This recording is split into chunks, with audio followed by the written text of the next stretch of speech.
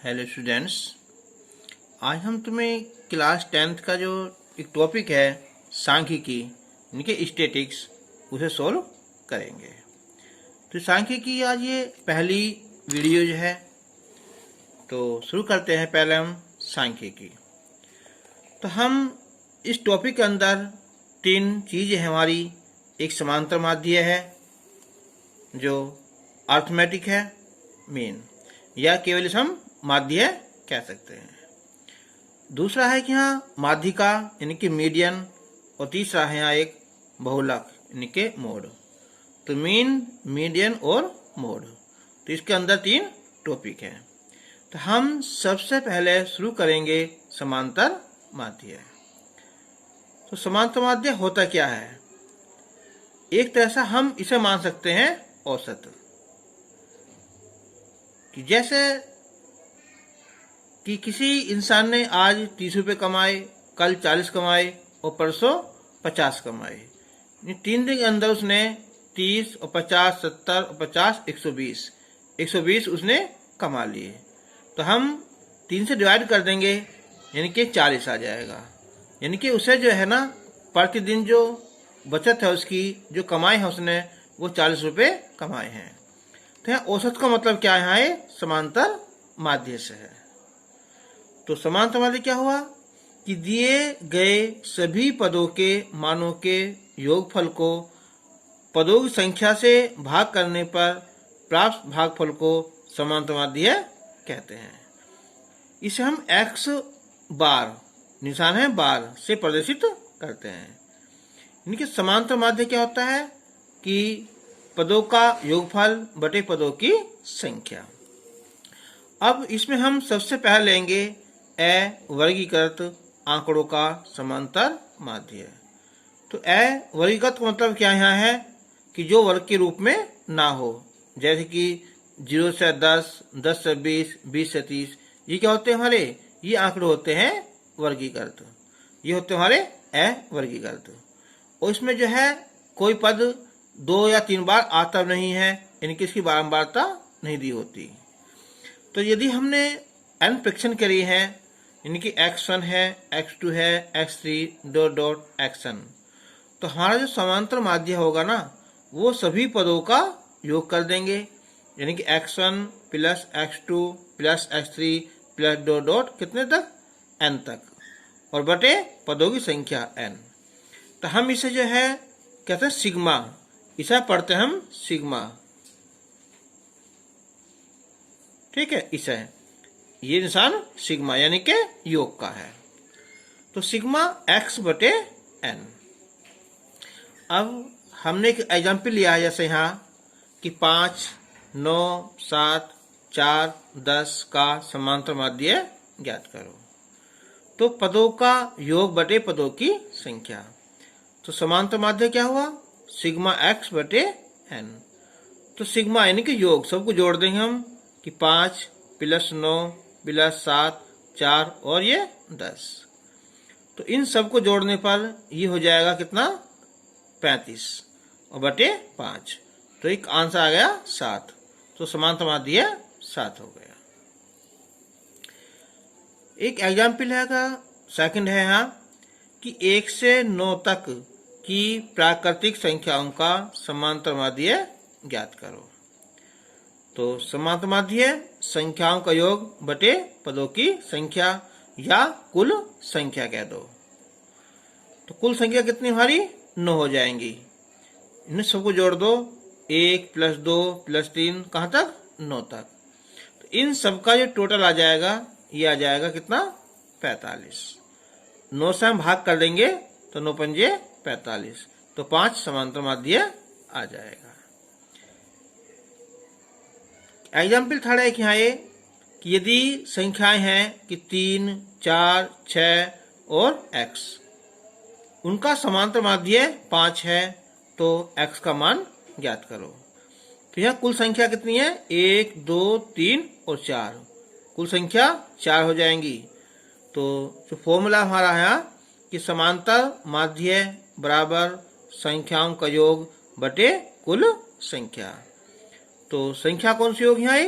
3 plus 4 plus 6 और plus x बटे 4। तो समांतर माध्य 5 है ना, तो 30 से गुना कर देंगे हम यहाँ, तो 5 चौक 20 आ जाएगा ये, और 3 और 4 7 और 6 13 प्लस x। तो ये गुना नहीं है यहाँ, जोड़ है यहाँ, 13 प्लस x लिखा जाएगा, ना कि 13x लिखा जाएगा। तो x की वैल्यू कितनी आ जाएगी यहाँ, 13 इधर आकर माइनस का हो जाएगा, यानी कि 7। तो x की वैल्यू 7 आ जाएगी। अब एक एग्जाम्पल और लिया हमने यहाँ कि 15 संख्याओं का समांतर माध्य 10 है।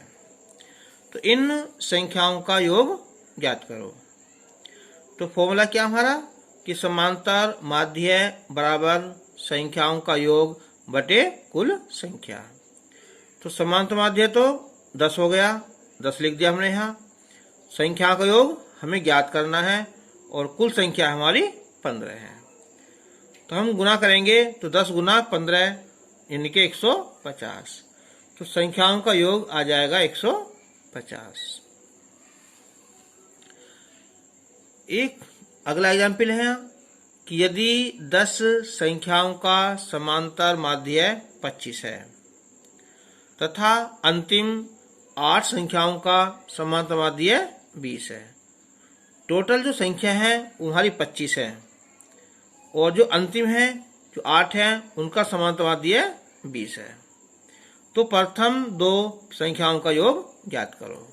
तो हम सबसे पहले जो 10 संख्या है ना उनका योग ज्ञात करेंगे। तो 10 संख्याओं का समांतर माध्य 25 है, तो हमसे गुना भी कर सकते हैं डायरेक्ट, और नहीं तो ऐसा कर लेना ये कि समांतर माध्य बराबर पदों का योग बटे संख्या, तो यानी कि सिग्मा x बटे n। तो समांतर माध्य कितना है इसका 25 है और सिग्मा x और बटे 10, तो 250 आ जाएगा। या हम डायरेक्ट लिख सकते हैं कि 10 गुना 25 250। अब अंतिम जो 8 संख्याएं हैं उनका समांतर माध्य है 20, तो इनका योग हो जाएगा 20 गुना 8 यानी कि 160। तो जो कुल संख्या है वो उनका योग 250 है और जो अंतिम 8 हैं उनका योग है 160। अब बची शुरू की 2, यानी कि प्रथम 2 संख्याओं का जो समांतर योग जो है ये आ जाएगा 250, यानी कि 10 संख्याओं का योग माइनस 8 संख्याओं का योग। तो 250 माइनस 160 ये 90 आ जाएगा, प्रथम 2 संख्याओं का योग। अब अगर हमारी किसी पद की बारंबारता दी हो तब फॉर्मूला हमारा कि सिग्मा fx बटे n। f क्या होती है हमारी बारंबारता, यानी कि इसे कहते हैं फ्रीक्वेंसी, तो संकेत f हो जाता है। तो a वर्गीकृत आंकड़े यानी कि 0 से 10, 10 से 20 ऐसे आंकड़े ना हो, a वर्गीकृत हो, बिना आंकड़ों के हों, बिना वर्ग के हों। तो समांतर माध्य ज्ञात करना जब बारंबारता जो फ्रीक्वेंसी है वो दे रखी है। तो ये हमारी सिग्मा fs बटे n। अगर एग्जाम में कहते हैं कि हमें जो है कल्पित विधि से करो, लघु विधि से करो, या पद विचलन से करो, या प्रत्यक्ष विधि से करो, तब तो अलग बात है। नहीं तो हम जो है कोई सी भी जो हमें आसान सी दिखाई देना विधि, उस विधि से इन क्वेश्चनों को सॉल्व कर सकते हैं। तो ये तो हो जाएगी हमारी प्रत्यक्ष विधि डायरेक्ट। x देखो, f से गुना कर देंगे fx बटे n, जो पदों की संख्या आएगी उससे डिवाइड कर देंगे। तो यह है कल्पित माध्य, कह दो या लघु विधि, इससे समांतर माध्य ज्ञात करना। अब देखो नाम क्या है, कल्पित विधि, कल्पना करना यानी कि सोच लेना, खुद ही सोच लो कि इसका आंसर क्या आ सकता है, तो उसे हम a मान सकते हैं। तो फॉर्मूला इसका यहाँ कि समांतर माध्य बराबर a प्लस सिग्मा d बटे n। ये कब लगेगा, जब हमारी बारंबारता ना दी हो, या कह दो कि उसकी तालिका होती है वाली तालिका ऐसी, ये तालिका ना दी हो, तो हम डायरेक्ट लिख देंगे सिग्मा d बटे n। लेकिन जब तालिका दी हुई हो तब क्या होगा, ये x होता है और ये f होता है। तो हम a plus sigma F D बटे एन, एन क्या होती है हमारी योग, इसे हम सिग्मा एफ भी कह सकते हैं, यानी कि बारंबारताओं का योग। अब डी निकालते कैसे हैं, x माइनस ए, x जो हमारे सारे से जो प्रेक्षण दिए हुए हैं उन्हें लिख देंगे, और जो हम a मान लेते हैं ना उनमें से कोई भी संख्या मान सकते हैं, शुरू की, दूसरी, तीसरी, ज्यादातर हम क्या मानते हैं, हम कोई संख्या बीच में से हम मान लेते हैं। तो a क्या है, कल्पित माध्य है, इसे हम दिए गए x के मान में से किसी को भी मान लेते हैं। अब हमने एक एग्जाम्पल लिया है यहाँ कि एक का चर है जो वर्गीकृत आंकड़े दे रखे, सॉरी यहाँ जो बारंबारता बंटन दिया हुआ है ये चर है, इसे हम x लिख सकते हैं, जो बारंबारता ये f है। तो चर क्या हमारे 1 2 3 4, जो बारंबारता है 5, यानी कि जो 1 है ना वो 5 बार आया है, 2 4 बार आया है, 3 6 बार आया है, और जो 4 है वो 14 बार है। उनका समांतर माध्य ज्ञात करना है। अब एग्जाम में कुछ भी नहीं लिखा हुआ कि हमें किस क्वेश्चन को किस विधि से करना है, तो हम लिखेंगे यहाँ चर, पहले बनाएंगे टेबल ऐसा, यहाँ चर x लिखेंगे, उसके बाद यहाँ उसकी बारंबारता f, तो हो जाएगा fx। तो यहाँ 1 2 3 4, बारंबारता 5 4 6 10 14। अब fx 5 एकन 5, 2 चौक 8, 3 चंग 18, और ये 14 चौका 56। तो सिग्मा fx, सिग्मा माने इनका सबका योग, तो जोड़ेंगे हमसे 5 8 13 और 8 21 6 27, 2 1 3 और 5 8 87 हो गए। जो हमारी बारंबारता है उनका योग सिग्मा f कह दो या ऐसे n, तो 5 4 9 6 15 14 29 हो गए। तो फॉर्मूला हो जाएगा हमारा समांतर माध्य का, यानी कि x बार सिग्मा एफ एक्स बटे सिग्मा एफ, यानी कि 87 बटे 29, तो 29 थी 87, आंसर 3 आ गया। अब हम अगर इसी क्वेश्चन को जो है ना कल्पित विधि से सोल्व करें, तब देखो, तो पहले हम चर लिख दिया x, फिर बारंबारता। अब हम इसमें से किसी को भी, पहले को, दूसरे को, तीसरे को, चौथे को, कौन सा भी जो चर है उसे हम a मान सकते हैं। ठीक है, लिख सकते हैं शुरू में ही कि माना कल्पित माध्य कितना है, a मान लिया। ठीक है, अब हम क्या निकालेंगे, उससे हम विचलन d। ठीक है, तो अब देखो यहाँ x माइनस ए, अब ये सारे x हैं टोटल, और हमने इसमें से a मान लिया है। तो अब x माइनस ए, 1 माइनस 3, 1 में 3 जाएगा तो माइनस के 2 बचेंगे, 2 में 3 जाएगा तो माइनस का 1 बचेगा, और 3 में से 3 जाएगा तो ये 0 बचेगी, और 4 में से 3 जाएगा तो प्लस का 1 बचेगा। तो d हो गया। अब हम एफ डी, यानी कि 5 दूनी 10, माइनस के 4 एकन 4, माइनस 4 आ जाएगा, और 6 गुना 0 0, 14 एकन 14। अब हम इनका सबका क्या करेंगे, हम योग करेंगे, तो a plus sigma F D बटे n। तो a 3 माना हमने 3 लिख दिया, और सिग्मा एफ डी देखो -10 प्लस ये माइनस के 4 14 हो गए, और प्लस के भी 14, तो क्या इनका योग आया 0 आया, ये कट जाएंगे ना, तो 0 बटे 29, तो 0 आएगी है, तो आंसर कितना है 3, तो आंसर 3। इससे कर लो सोल्व, चाहे इससे कर लो सोल्व, आंसर 1 ही आएगा। अब इस बार हमने मान लिया, जब यहाँ क्या है वर्गीकृत आंकड़े दिए हुए हैं, वर्गीकृत यानी के वर्ग के रूप में, तो क्वेश्चन हमारा है ये कि इस क्वेश्चन को जो है ना हमें लघु विधि से हल करना है। कि वर्ग है ये 10 से 30, 30 से 50, 50 से 70, 70 से 90, 90 से 110, और 110 से 130। इसकी जो बारंबारता है वो 5 है ना।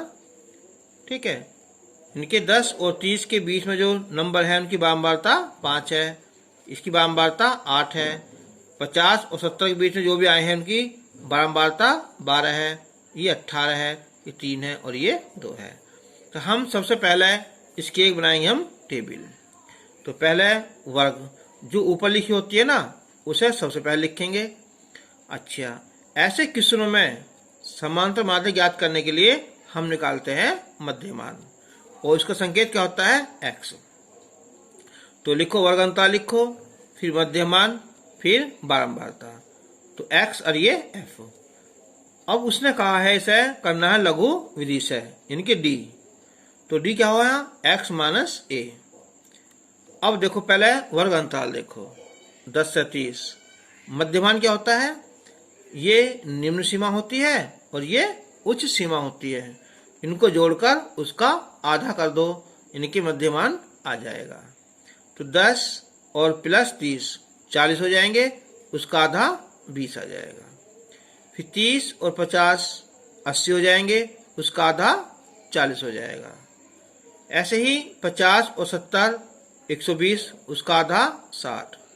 70 और 90 160, उसका आधा 80।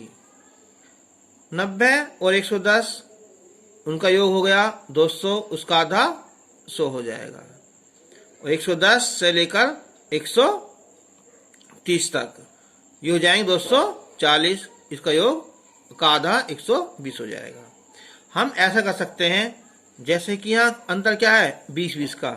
तो जैसे 10 और 30 का जो मध्यमान निकाला 20 आया, तो हम अब 20-20 जोड़ते चले जाएंगे। 20 40 60 80 है ना, ऐसे डायरेक्ट लिख सकते हैं। अब देखो इनकी बारंबारता 5 8 12 18 3 और 2। ठीक है, हमें करना लघु विधि से। तो हम इसमें से कोई से को भी a मान सकते हैं। यहाँ ले लेंगे हम कि माना कल्पित माध्य a बराबर 80। लिखना चाहो तो लिख सकते हैं यहाँ कि माना कल्पित माध्य a बराबर कितना 80। तो अब x माइनस a, ये सब x है हमारे।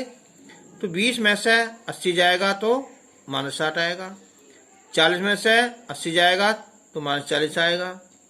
60 में से 80 जाएंगे तो माइनस का 20 आएगा। अब 80 में से 80 जाएगा तो 0 आ जाएगा। 100 में से 80 जाएंगे तो प्लस के 20 बचेंगे। 120 में से घटेगा 80 तो 40 आ जाएंगे। अब निकालेंगे हम एफ डी। तो 5 गुना माइनस 60 300 आ जाएगा माइनस के। 8 चौक 32 माइनस के 320। 12 दूनी 24 माइनस के 240। 18 गुना 0 0। 3 गुना 20 60 और 2 गुना 40 80। अब हम सब कुछ जोड़ेंगे ना, तो पहले इन्हें जोड़ लो, माइनस वालों को अलग, प्लस वालों को अलग देख लो। तो 0 2 और 4 6, 3 3 6 और 2 8। इनके माइनस के हो गए 860 हो गए। अब प्लस कितना है 60 ये 80 ये हो गए हमारे 140। अब माइनस के 860 आए, प्लस के 140 हैं, तो ये बचेंगे माइनस के 720। तो ये हो जाएगा सिग्मा एफ डी बराबर माइनस का 720। अब जो फॉर्मूला है हमारा क्या है, एक्स बार बराबर है ए प्लस सिग्मा एफ डी बटे एन। ए मान लिया हमने यहाँ 80 मान लिया, प्लस ये कितना है माइनस का 720 बटे ये 48 आए। इन बार तो योग 48 आ जाएगा। तो हम इसे कैंसिल कर दो, 12 से कर लो है ना, या कर लो 24 से। तो 24 दूनी 48 और 24 थी 72। तो ये आएगा 30 बटे 2 यानी के 15। अब प्लस माइनस माइनस, तो 80 में से जब 15 जाएंगे ना तो कितना आंसर आया 65 आंसर आ जाएगा। तो अब हम एक विधि और है, यह है पद विचलन विधि।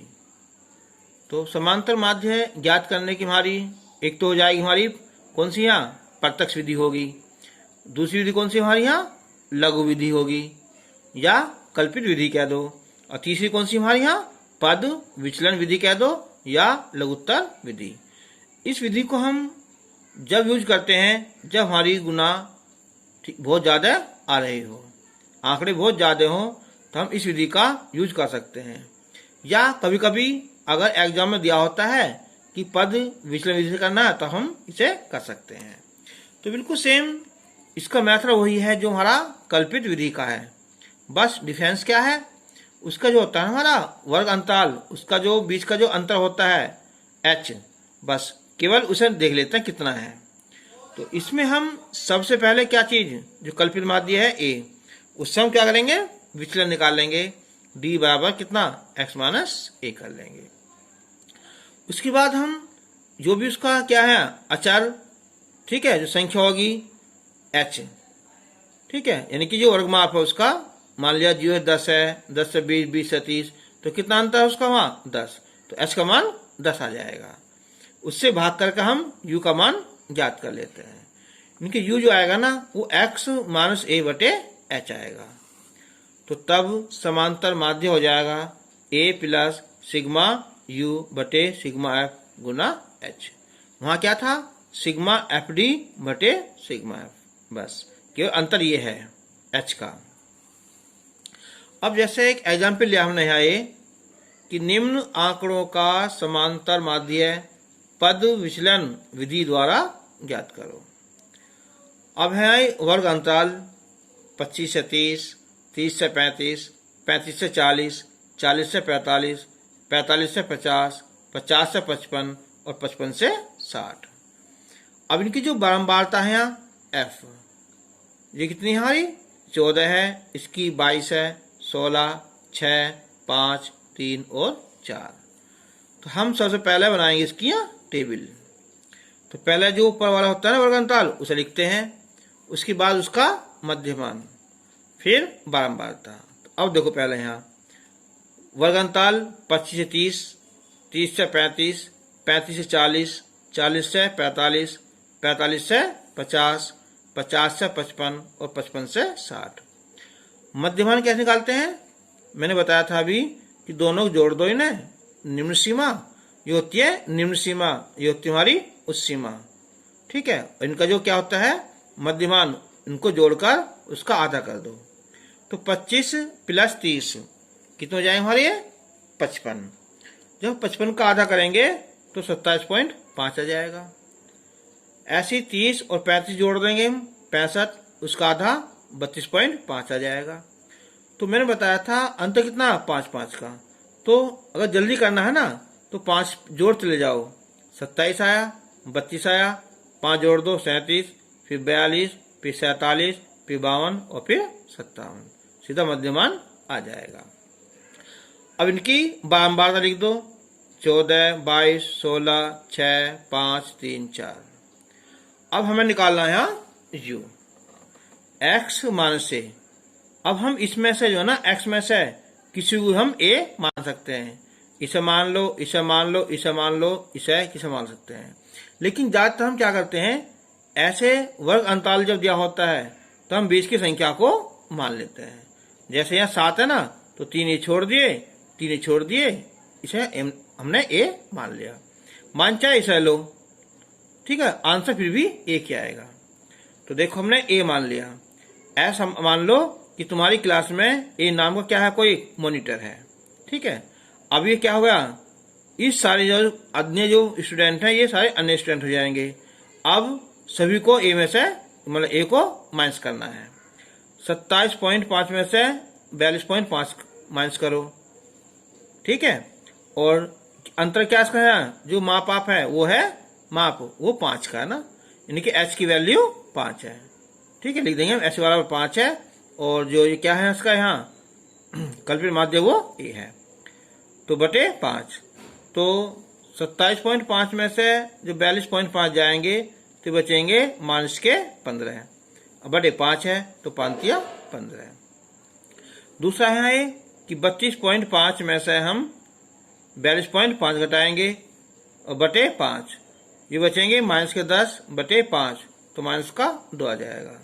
और आगे हम करना चाहें ऐसे हम कौन सा आ जाएगा है कि 37.5, फिर घटाओ यहाँ से 42.5 बटे 5, तो बचेंगे कुल 5 बटे 5 यानी के माइनस का 1। फिर हम इसमें से ही अब क्या है x है और ये भी a मान लिया हमने, है ना। तो 42.5 में से 42.5 जाएगा तो क्या बचेगा 0, बटे 5 0 आ जाएगा। अब 47.5 में से घटाएंगे, प्लस का 5 आएगा, बटे 5 है ही तो 1 आ जाएगा, ऐसे 2 आ जाएगा, ऐसे ये 3 आ जाएगा। अब हम करेंगे FU। 14 3 42, 22 दूनी 44, 16 एकन 16, 6 0 0, 5 एकन 5, 3 दूनी 6, 4 तिया 12। अब हम पहले देख लो ये कितने हैं ना, माइनस के हो जाएंगे हमारे 2 और 4 6 6 12, फिर 5 4 9 और 1 10, माइनस के 102 हो जाएंगे और प्लस के 5 अच्छा 11 और 12 23 हो जाएंगे। तो अब बचेंगे हमारे माइनस के कितने 79 बचेंगे। अब जो हमारी सिग्मा एफ है इन सब का योग करेंगे हम, यह आ जाएगा कितना 70 आ जाएगा। अब फॉर्मूला क्या हमारा कि x बार बराबर है a plus sigma F you बटे सिग्मा एफ गुना h। तो a कितना मानना है यहाँ 42.5 मानना है, ये वाला है ना, और ये सिग्मा एफ कितना है माइनस का 79 बटे सिग्मा एफ 70, और h क्या है यहाँ मापा वो 5 का है, जो होता है अंतर होता है इनका उसे हम h मानते हैं। अब हम 5 से भाग कर लो, से 14 आ जाएगा, फिर 14 से डिवाइड कर लेंगे तो ये 5.6 आ जाएगा।